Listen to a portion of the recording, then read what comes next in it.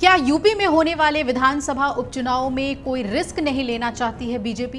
क्या उपचुनावों के लिए बीजेपी फूंक फूंक कर रख रही है हर कदम? अयोध्या में होने वाले उपचुनाव के लिए बीजेपी की क्या है रणनीति? और अयोध्या की मिल्कीपुर सीट से उपचुनाव में बीजेपी किसे बनाएगी अपना उम्मीदवार? इन सभी सवालों के बीच आइए हम आपको बताते हैं कि आखिर यूपी उपचुनावों के लिए बीजेपी किस रणनीति के तहत काम कर रही है। इसके साथ ही बताएंगे कि अयोध्या के मिल्कीपुर उपचुनाव में बीजेपी किसे अपना उम्मीदवार बनाएगी। दरअसल यूपी की 10 विधानसभा सीटों पर उपचुनाव होने हैं और चुनाव में जीत हासिल करने के लिए बीजेपी, सपा, कांग्रेस और बसपा ने तैयारियों को अब अंतिम रूप दे दिया है। यूपी की जिन 10 विधानसभा सीटों पर चुनाव होने हैं उनमें करहल, मिल्कीपुर, सीसामऊ, कुंदरकी, गाजियाबाद, फूलपुर, मंझवा, कटेहरी, खैर और मीरापुर सीटें हैं जहां पर उपचुनाव प्रस्तावित है। अब आपको बता दें कि जिन 10 सीटों पर विधानसभा उपचुनाव होने हैं इनमें से 9 सीटें विधायकों के सांसद चुने जाने की वजह से खाली हुई हैं। तो वहीं कानपुर के सीसामऊ सीट पर सपा विधायक इरफान सोलंकी को एक मामले में 2 साल से ज्यादा की जेल की सजा होने के बाद उनकी विधायकी रद्द होने की वजह से ये सीट खाली हुई है। उपचुनाव वाले विधानसभा निर्वाचन क्षेत्रों में अयोध्या की मिल्कीपुर सीट भी शामिल है जिसकी सबसे ज्यादा चर्चा हो रही है। मिल्कीपुर उपचुनाव के लिए भारतीय जनता पार्टी में टिकट के दावेदारी की प्रक्रिया अब लगभग पूरी हो गई है। उपचुनाव के ऐलान के काफी पहले से ही मुख्यमंत्री योगी आदित्यनाथ ने मिल्कीपुर निर्वाचन क्षेत्र को अपनी नाक का सवाल बना लिया है और इस सीट को लेकर योगी आदित्यनाथ अब तक 2 बैठकें और 1 जनसभा भी कर चुके हैं। अलग अलग फोरम पर अब तक 24 से ज्यादा पार्टी नेताओं और कार्यकर्ताओं की ओर से आवेदन के साथ बायोडेटा दिया जा चुका है।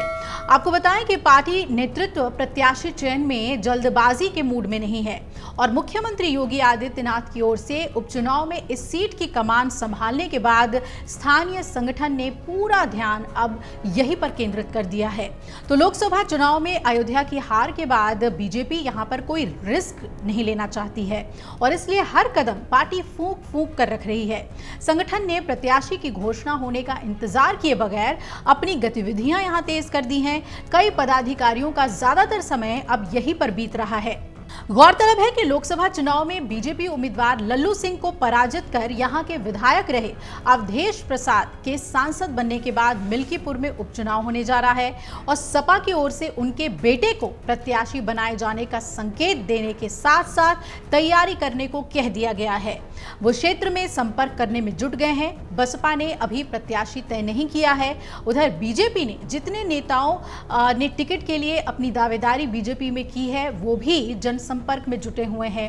इनसे अलग संगठन के पदाधिकारी बूथ स्तर पर काम कर रहे हैं और इस बारे में बीजेपी जिला अध्यक्ष संजीव सिंह ने बताया कि प्रत्याशी की घोषणा उपयुक्त समय पर केंद्रीय संसदीय बोर्ड की ओर से ही की जाएगी और इसके पहले प्रदेश का नेतृत्व भी दावेदारों के नाम पर विचार करेगा। इसमें जिला संगठन की कोई भूमिका नहीं है। फिलहाल जिले के पदाधिकारी पूरे विधानसभा क्षेत्र में बूथ स्तर पर सांगठनिक ढांचे को नए सिरे से मजबूत करने में जुटे हुए हैं।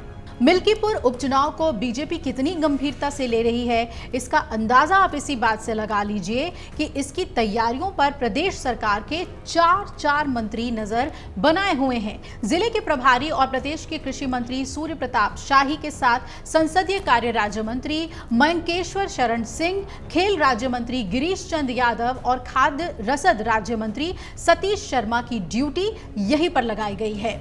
चारों मंत्री यहां का नियमित दौरा कर संगठन के पदाधिकारियों के साथ बैठकें कर रहे हैं। आपको बता दें कि राम मंदिर के लोकार्पण और अयोध्या में हुई विकास कार्यों को देखकर कोई ये नहीं मान रहा था कि बीजेपी लोकसभा चुनाव में फैजाबाद सीट हार जाएगी।